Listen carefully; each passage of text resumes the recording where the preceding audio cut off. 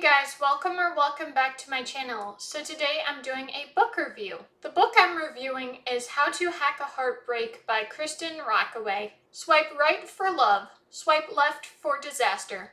By day, Mel Strickland is an underemployed help desk tech at a startup incubator Hatch, where she helps entitled programmers, hatchlings, who can't even fix their own laptops, but are apparently the next wave of startup geniuses. And by night she goes on bad dates with misbehaving dudes she's matched with on the ubiquitous dating app Flutter. But after one dick pic too many, Mel has had it. Using her brilliant coding skills, she designs an app of her own, one that allows users to log harassers and abusers in online dating space. It's called Jerk Alert, and it goes viral overnight. Mel is suddenly in way over her head. Worse still, her almost boyfriend, the dreamy Alex Hernandez, the only non-douchey guy at Hatch, has no idea she's the brains behind the app. Soon, Mel is faced with a terrible choice, one that could destroy her career, her love life, and friendships, or change her life forever. So this is going to be my unfiltered review, just purely, I had so much to say, I typed it all out, so that's what I'm going to be sharing. Like, I haven't done really any edits with it, so it's just going to be full on my first moment thoughts. I was very intrigued by the concept of the story, plus the cover was very cute. I felt certain this would be a good contemporary romance. Unfortunately, the story had several contradicting themes. Despite several instances of heinous and outright despicable actions from men to women, the main character's friend deflects with the age-old, "not all men." In addition, the main character herself states, some men. Do these women or the author herself realize men would never correct themselves or their buddies when generalizing about women? Not to mention, even if they did, to say women saying something about men versus men saying something about women is not the same at all. Just like this story, women on social media call out misogynistic behaviors from men and still come to men's aid with, "Oh, but not all men," or "my boyfriend's different. The feminism leaving my body when I'm around my man." Like, please. To acknowledge the dangers women face at the hands of men is not the same as men complaining about women. Their jokes are typically their true feelings about women. Women talking bad about men, if they even do it at all, is not on equal ground with men talking bad about women. A man talking bad about women, he calls women misogynistic slurs or advocates for male violence against women. A woman talking bad about men, she is frustrated by something bad that happened to her or a fellow woman at the hands of a man or this patriarchal society in general. She's calling out the threats and reality of male violence. My impression from the synopsis was that this would be a feminist story. It's not. The main character works for a toxic tech company that is filled with sexist tech bros and leaders who expect her to never defend herself and always advocate for the men's feelings. The one guy who is decent sticks with this culture, assumes the main character is paranoid, and is so ignorant he doesn't even know the reality of the dangers women face in general. Like, there's this whole part, it's actually her first date with him, where she and her friends are talking to him, and he's like, "Oh, well, if someone's being bad on, say, dating apps or social media, you can just report him and he'll go away." And it's like, no, that's not what happens. And there's all sorts of things that he's like, "Oh, I had no idea."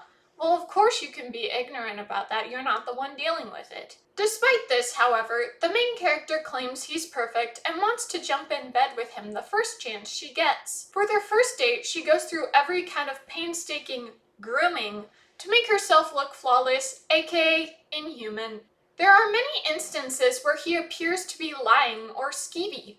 Now, why do you think that is? Is it because that's who he is? Or is it supposed to be a lesson for the main character to learn to not be paranoid and distrustful thanks to her history dealing with a cheating father? Ding, ding, ding. While I believe it's fine to have this be a theme in the book, it shouldn't negate his sketchy behavior.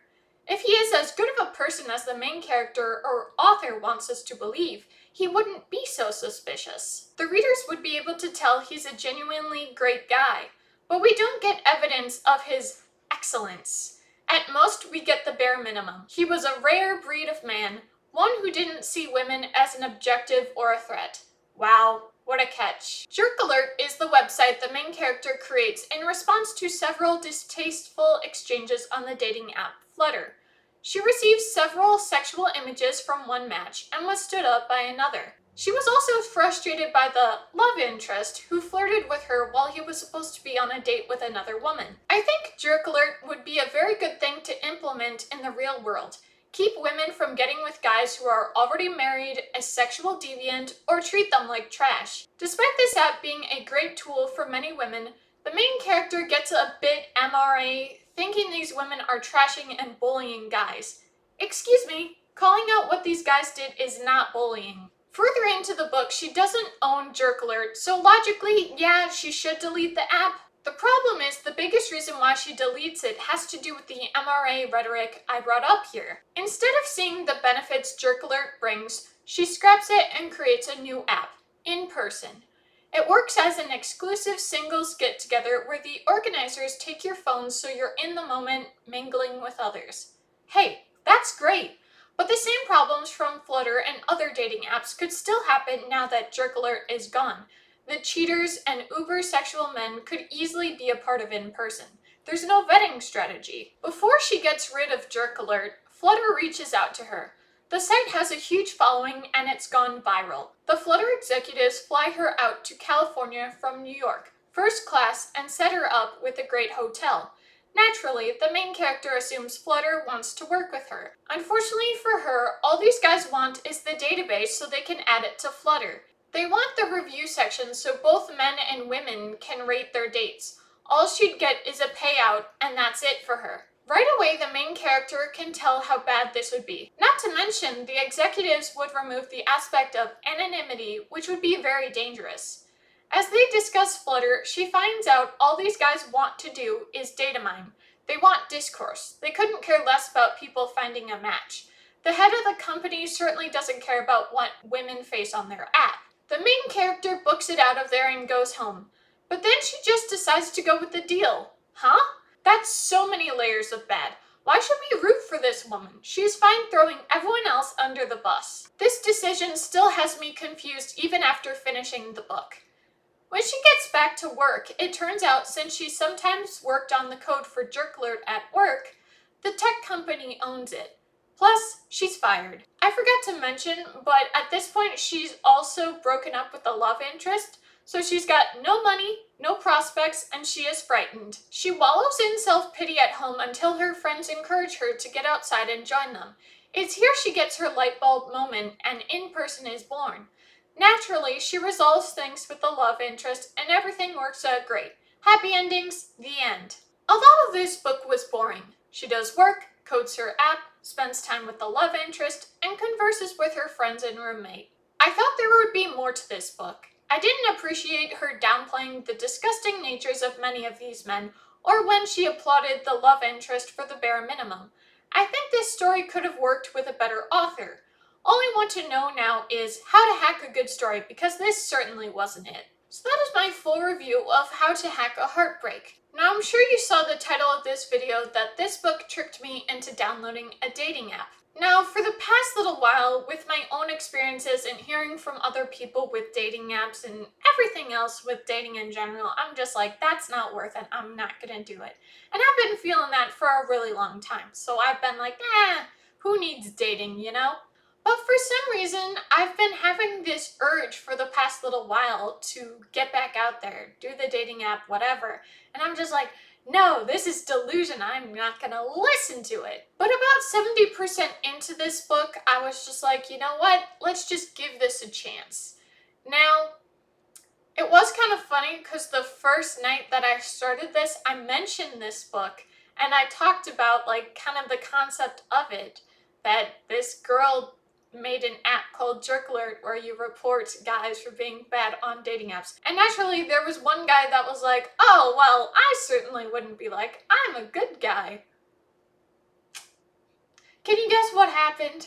So naturally, that is definitely a guy I would have added to Jerk Alert if that was a real thing. Now, I do have to be honest, even though there's been plenty of negative experiences with the dating app already, I'm kinda neutral with it, kinda giving it a chance. So maybe this is a silver lining with reading this book, because I really didn't enjoy it. And I'm sure you saw from this review, I had a lot of thoughts to say. And I also want to share my notes on the book, because there's definitely some things that are a little like, let's think about that.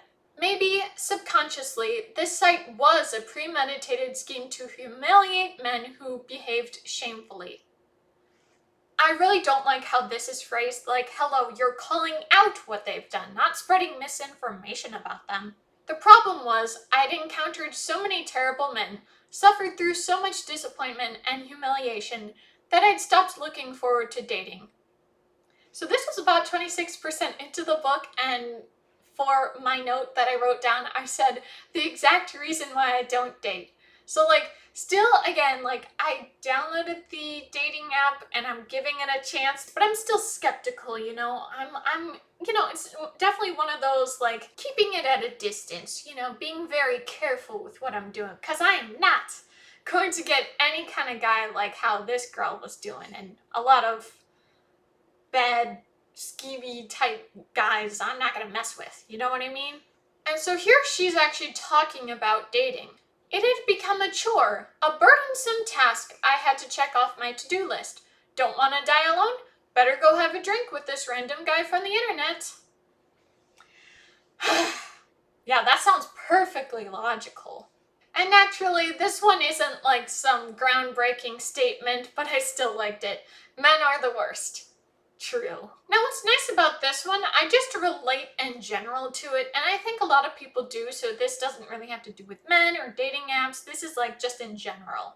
It was funny. Modern technology could forge a connection between two people on opposite ends of the earth, but it could just as easily drive a wedge between two people standing side by side in the same room. Like, I really have that opinion. I used to think as a kid that technology was all positive. There wasn't any negative with having technological advancements.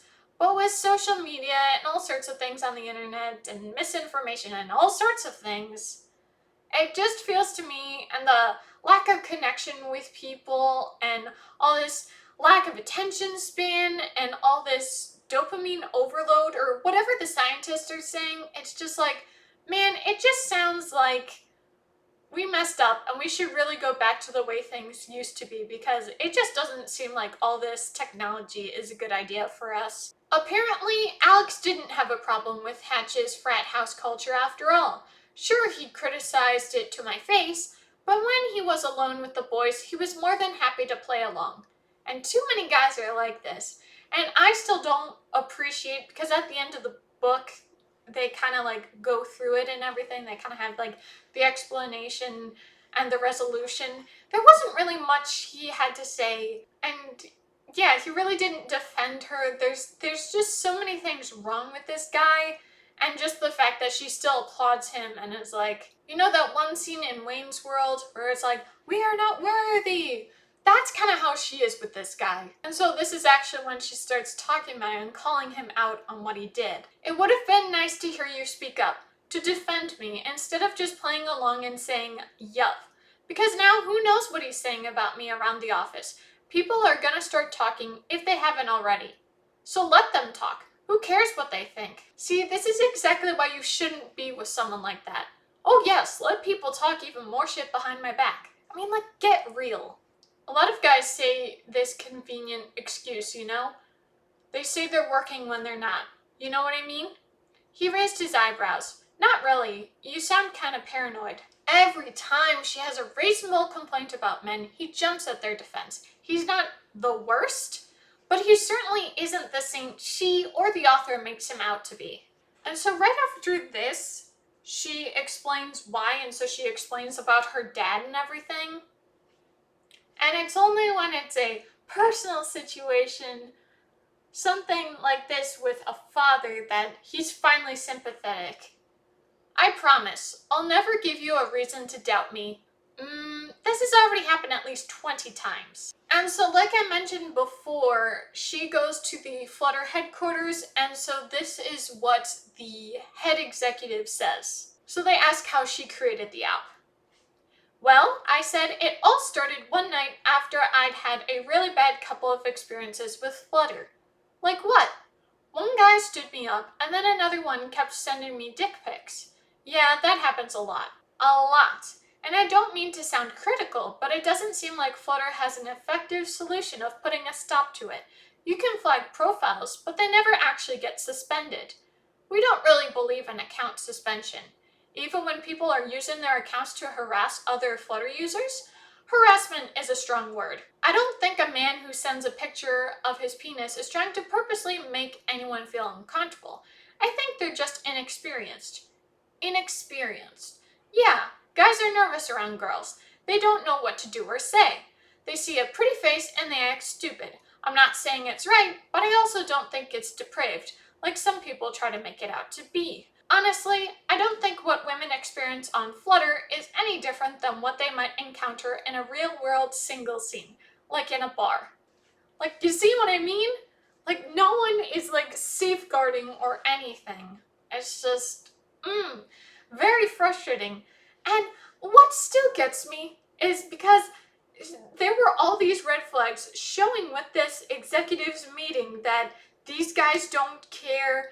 The tech bros she deals with don't care. There's so many people who don't care about this kind of stuff. And the fact that she was just gonna sell out. I mean, I just don't understand why she was gonna do that, you know? And so the last quote I have is, so, you know, like I said, she dealt with the executives. They rescinded their offer because she had problems with her former work situation and they were gonna own it. So that offer is off the table and she loses her job, and so she's sulking, just being all depressed and stuff. And I'm pretty sure this is after she scraps Jerk Alert. So her friend says, sometimes you need to burn everything to the ground so you can build something brand new. And I just think that's a really good quote, and it's just kind of true. Not to say that you should just, what is it they say? Oh, okay, I have an example. If you've seen The Office season 9, when Andy is all about, oh, I want to be an actor and I can't keep working at the office. So he's like, quit my job, burned all my bridges. So like, while some parts are true with this quote, obviously you don't want to do what Andy did. That was very much unnecessary and far more troubling than like a benefit, you know? So with this book, I had really wanted it to be good, and again, like I said, I thought this was going to be a feminist story. It really wasn't.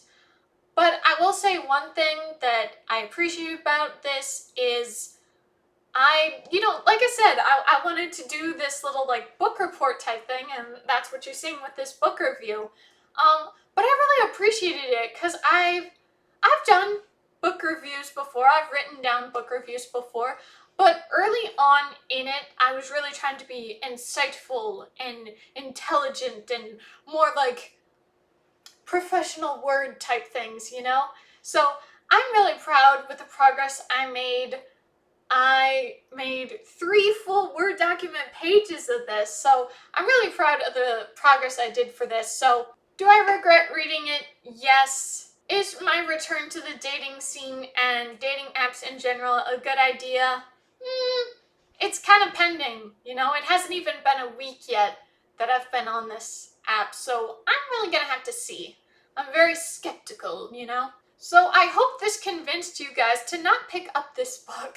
Thank you so much for watching. I hope you guys enjoyed. Please be sure to like this video, comment down below, and subscribe to my channel. It would really help and support me.